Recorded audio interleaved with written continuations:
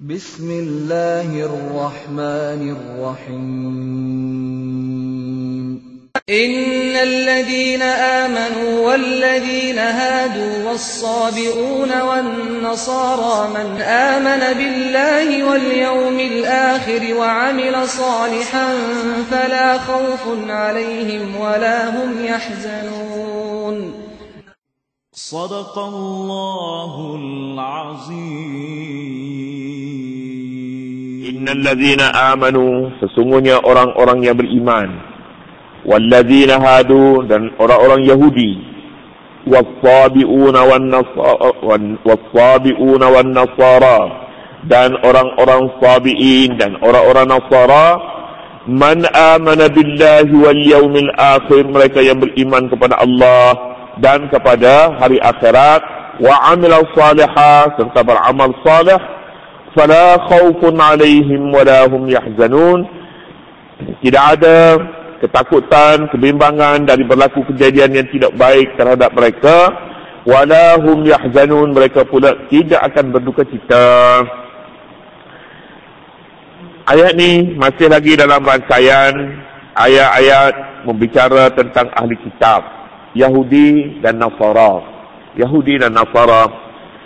Sebelum ini ayat diminta supaya Yahudi dan Nasara, jika mereka ini tegakkan kitab Taurat, hukum dalam kitab Taurat, dalam kitab Injil mereka, dan Al-Quran yang diturunkan kepada mereka, maka mereka ini pastinya akan mendapat balasan baik daripada Allah Subhanahu Wa Taala. Satu peraturan ini peraturan yang tidak boleh ditawar-menawar lagi. Peraturan yang tetap. Hukuman dalam kitab Taurat perlulah dibaca dengan sebaik-baiknya. Di dalamnya menyatakan Nabi Muhammad bakal dibangkit pada akhir zaman dengan segala sifat-sifatnya. Mestilah barang siapa yang sempat dengan kebangkitan Nabi Muhammad, hendaklah ikut Nabi Muhammad. Tiada pilihan bagi mereka. Mereka tidak boleh mendakwa kami ada kitab Taurat, tak perlu kami amalkan Quran. Kami ada Nabi Musa, kami akan amal ikut Nabi Musa sampai kiamat. Kami akan ikut Nabi Isa sampai kiamat. Sedangkan Nabi Muhammad bangkit selepas itu. Kitab Taurat sudah memberitahu, kitab Injil juga sudah memberitahu kepada mereka Nabi Muhammad dengan segala sifatnya, dan mereka beriman perkara ini pada zaman itu, zaman sebelum kebangkitan Nabi Muhammad. Tetapi oleh kerana Nabi Muhammad tidak dibangkit daripada kalangan mereka, mereka tolak. Ayat ni menyatakan masih lagi dalam rangkaian ayat yang membicarakan perkara ini. Sesungguhnya orang yang beriman di sini, orang beriman kepada Nabi Muhammad dan kepada Quran lah. Sebabnya selepas ni menyebut Yahudi dan Nasara.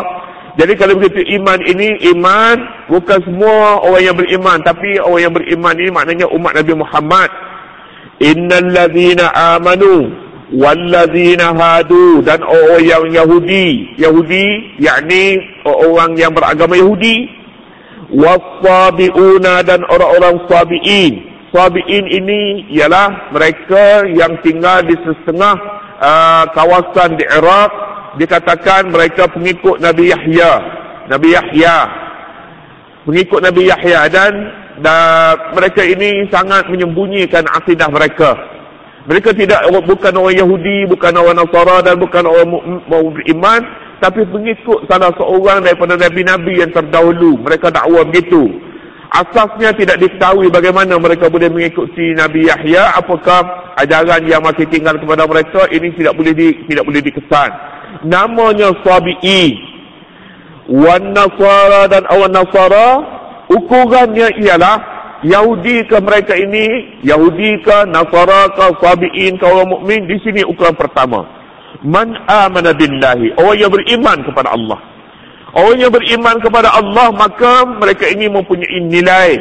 Iman kepada Allah artinya iman bahawa Allah Subhanahu Wa Taala dengan segala sifat-sifat yang disebut di dalam Al-Quran, dan dengan segala nama-nama yang disebut di dalam Quran. Mereka beriman penuh kepadanya. Di sini ukuran yang pertama. Man amana billah, orang yang beriman kepada Allah. Apabila mereka beriman kepada Allah dengan segala sifatnya, dengan segala af'alnya, dengan segala asma'nya, nama-nama Allah yang 99. Sebenarnya 99 itu masih ada lagi. Semua sifat kesempurnaan itu sifat Allah. Dan dengan rububiyahnya, uluhiyahnya. Lalu mereka bukan sekadar beriman saja, mereka menjauhi larangan Allah dan mereka mengamalkan larangan menjauhi larangan dan mengamalkan suruhan Allah. Jika tidak begitu, maka tidak sempurna iman kepada Allah. Iman kepada Allah dengan segala rububiyah dan uluhiyahnya, tetapi tidak mengerjakan suruhannya. Apakah orang ini beriman? Tidak beriman. Macam mana dia beriman sedangkan lampu merah setiap hari dia langgar? Orang yang betul-betul beriman, kenderaan tak melintas pun dia tunggu. Dia tunggu nanti hijau dulu, kata dia. Hijau dulu. Hijau baru pergi. Kita kata adalah cacatnya, dia kira hijau je. Kalau ada kenderaan macam mana? Langgarlah juga dia. Tidak. Orang yang betul-betul beriman kepada Allah tidak akan jadi begitu. Tak akan jadi macam mana? Tidak akan jadi bahawa pertimbangan akalnya yang menentukan. Tidak, dia akan tunggu. Kan ini perintah Allah. Ini bukan lampu merah. Perintah Allah, larangan dan suruhannya tetap padanya. Akan tetap. Segala yang dilarang, dijauhinya. Apapun keadaannya. Demikian juga yang disuruh, sama ada dia faham ataupun tak faham, akan dia amalnya. Kita banyak tak faham sebenarnya pada amal ibadat kita. Tetapi oleh kerana kita yakin itu perintah Allah, maka kita amalkan. Kita yakin bahawa itu larangan daripada Allah, maka kita berhenti. Banyak perkara yang dilarang itu kita katanya ada baik padanya. Ada baik. Berjudi boleh jadi setengah orang kata baik. Minum arak baik. Berjudi dia kata tak ada duit pergi beli, dekat dapat sikit-sikit. Boleh. Demikian juga kita katanya setengah makanan arak baik. Tak ada arak tak boleh buat kerja. Tak merokok, tak boleh menulis, tak boleh buat kerja. Sebab apa? Sebabnya tak datang ilham. Khayalan dia beku. Boleh jadi begitu baik. Boleh jadi begitu orang berfikir, tetapi perintah Allah Subhanahu wa taala, perintah tadi ta'abbudi. Ta'abbudi maknanya perkara ini kita terima sebagai satu ibadat tanpa mengira pertimbangan akal. Sebab kalau ditimbangkan dengan akal, kita kata tak payah basuh 7 kali anjing. Tak payah. Sekali cukup lah. Sekalipun anjing ni pula anjing kita bela. Dia bukan anjing dia duduk pergi anjing hutan. Tidak, anjing dia bela di rumah. Dia mandi tiap hari. Boleh jadi kita kata begitu. Apa bezanya antara dia dengan kucing? Kita katanya sama saja. Ini akal. Akal. Bagi mereka yang beriman, kata 7 lah. Sebab itulah Imam Malik kata perkara najis anjing ni perkara ta'abbudi. Ta'abbudi apa maknanya? Ta'abbudi di luar keupayaan akal untuk memikirnya. Banyak lagi perkara lain najis basuh 3 kali saja, tapi ni basuh 7 kali. Datang pula akhir-akhir ni pula dia datang pula khizir basuh 3 kali saja. Pula basuh 3 kali macam biasa sajalah. Tak ada mughalazah katanya. Siapa cakap mughalazah? Ini semuanya ini pertimbangan yang kita rasa tidak perlu kita bincang dalam perkara ini. Tak perlu. Tak perlu. Kenapa? Kerana perkara ini perkara ta'abbudi, perkara yang di luar keupayaan akal untuk berfikir padanya.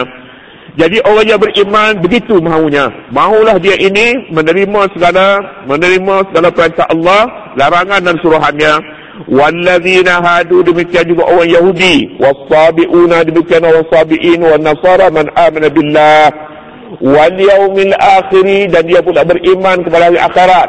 Iman kepada hari akhirat maknanya bukan setakat adanya hari akhirat, tapi segala perkara balasan baik buruknya pada hari akhirat mesti dipercayai. Hari akhirat ni bermula bila? Bermula apabila berlakunya kiamat. Kiamat bila mula berlaku? Kiamat apabila musnahnya alam. Sistem alam ini rosak dan manusia tidak ada lagi yang hidup di muka bumi ini. Di situ maknanya kiamat. Mati tidak kiamat lagi. Tidak kiamat besar, dia kiamat kecil. Tsunami, kiamat kecil lagi. Kiamat besar, semua sekali manusia ini mati. Dan dunia bumi yang ada ini ditukar kepada satu alam lain. Iman kepada hari akhirat. Bukan hanya setakat itu, tetapi beriman pula kepada dosa pahala, balasan baik buruk, surga neraka, penghakiman Allah pada hari mahsyar, beriman kepada syafaat Nabi. Maksudnya itu maknanya beriman kepada hari akhirat. Wa amila salihah, dan beramal salih pula.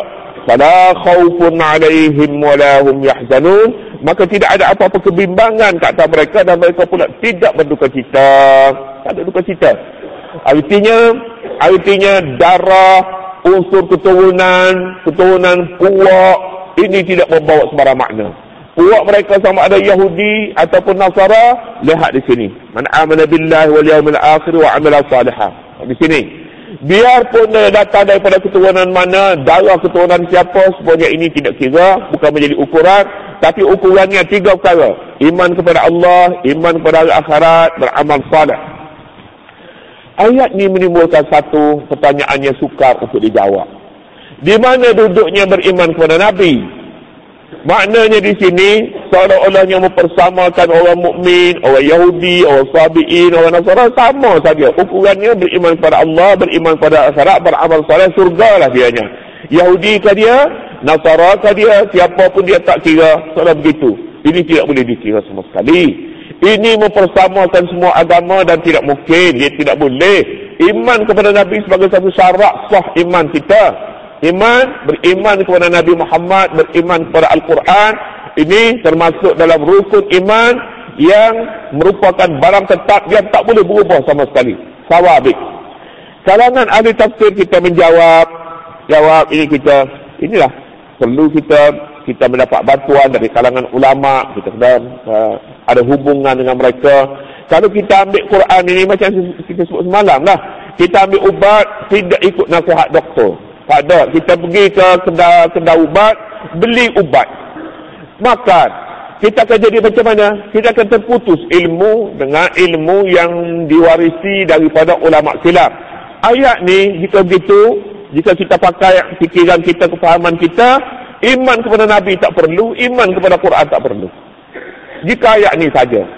Pasal apa? Ayat ni menyatakan kumpulan-kumpulan yang bernama orang mukmin, orang Yahudi, Nasara dan Sabi'in. 3 syarat jika ada pada mereka sudah cukup untuk masukkan syurga. Cukup. Sebab apa masuk syurga? Sebab apa katanya la khaufun alaihim, tak bimbang dan tak ada duka cita. Tak bimbang, tak duka cita, syurga lah maknanya. 3 saja, iaitu amana billahi wal yawmil akhir wa amila salihat. Ulama kita kata tidak macam tu. Ayat mesti dibaca dengan ayat-ayat lain lagi, bukan ayat ni saja. Ayat ni khusus kepada orang yang tak sampai kepadanya seruan Nabi. Tak sampai seruan Nabi. Orang yang terpencil hidupnya. Dia hidup dalam hutan, katakanlah dianya begitu. Ulama pun dia tak bertemu, orang Islam pun tak bertemu dengan tak ada siapa pun yang pergi dakwah kepada dia. Hidup dalam hutan, katakanlah dalam hutan ataupun dalam rimba mana-mana, terputus hubungan. Jadi kalau begitu dia berharapkan kepada ni saja, kepada akalnya saja untuk membimbing, untuk mendapat hidayat. Pendakwah tak ada, suara Islam tak ada, Quran tak ada. Orang ni yang dimaksudkan di sini. Orang yang tidak sampai dakwah para Nabi. Jadi untuk beriman kepada Nabi, mahulah Nabi sampai. Tidak Nabi sampai, kalau Nabi tak sampai pun pewaris Nabi-Nabi sampai kepada mereka. Nabi pun tak sampai, pewaris Nabi-Nabi pun tak sampai, pendakwah pun tak sampai. Tempat duduk itu takdirnya ada begitu. Boleh jadi ada begitu. Kalau begitu orang ni selamat ke tak selamat dia daripada azab Allah pada hari akhirat? Selamat jika ada pada mereka 2-3 perkara. Iman kepada Allah. Sebab iman kepada Allah ini boleh dicari menerusi fitrah yang suci. Fitrah yang suci yang tidak dikotori oleh persekitaran, oleh apa-apa saja. Dia besar di atas fitrahnya. Dia akan berjumpa cari Allah. Dia akan beriman juga pada akhirat. Akan beriman. Bagaimana untuk beriman kepada akhirat? Fitrahnya akan menjawab bahawa tiada siapa yang kekal di bumi ini. Sekalipun dia tak belajar, sekalipun dia tidak berhubung dengan sesiapa, jika dia mempunyai akal, dia akan sedar bahawa hidup ini tidak kekal dan akan ada satu hidup yang lain. Sampai ke situ. Demikian juga seorang manusia yang ada akal, dia akan mengutamakan kepada amal salih, amal yang baik. Dia tidak merosakkan orang lain, tak pukul orang, tak bunuh orang. Itu amal baik. Dia berbuat sesuatu untuk faedah orang lain. Jadi ayat khusus kepada golongan ini. Tak berbakitlah adanya satu kumpulan yang mendakwa bahawa barang siapa beragama asalkan berbuat amal salih, iman pada akhirat, beriman kepada Allah, cukuplah untuk keselamatan pada akhirat. Tak perlu beriman kepada Nabi. Tak perlu. Jadi boleh jadi ada pula satu kumpulan pada hari ini yang mencari suatu jalan keluar untuk membuat payungnya sendiri. Agama ini katanya tak perlu kepada Nabi, tapi ada 3 perkara saja. Quran sendiri yang mengakui perkara itu. Boleh jadi ada begitu. Tapi ini satu ajaran yang tidak benar dan tidak pernah disuarakan oleh para ulama silam, hatta Yahudi sendiri, hatta Nasara sendiri, Sabi sendiri pun tidak pernah membuat dakwah itu. Kita Islam ni saja kadang-kadangnya kita ada barangkali dah jemu lama dah duduk di bawah umat Nabi Muhammad ni. Jadi umat Nabi Muhammad, umat lain sekejap saja mati Nabi, habislah Nabi dia. Tapi umat ini walaupun Nabinya dah sudah wafat, kata berkekalan beribu-ribu tahun pula selepas wafatannya, dan akan terus sampai kepada akhirat, boleh jadi sebahagian daripada umat ini rasa dah jemu jadi umat Nabi Muhammad. Tak mahu jadi umat siapa-siapa. Tak mahu. Jadi mahu jadi Nabi sendiri pun ada. Nabi sendiri, dia nama dia Nabi Taha. Ada Nabi Taha. Saya baca dari akhbar, Nabi Taha dia baru bangkit. Boleh jadi ada macam itu. Dalam sebuah agama pun boleh jadi ada, tapi yang paling ketara dalam agama ini, agama Islam. Mereka ini katanya fala khaufun alaihim, tidak ada bimbang ke atas mereka. Tak bimbang ni dari berlakunya kejadian yang tidak baik.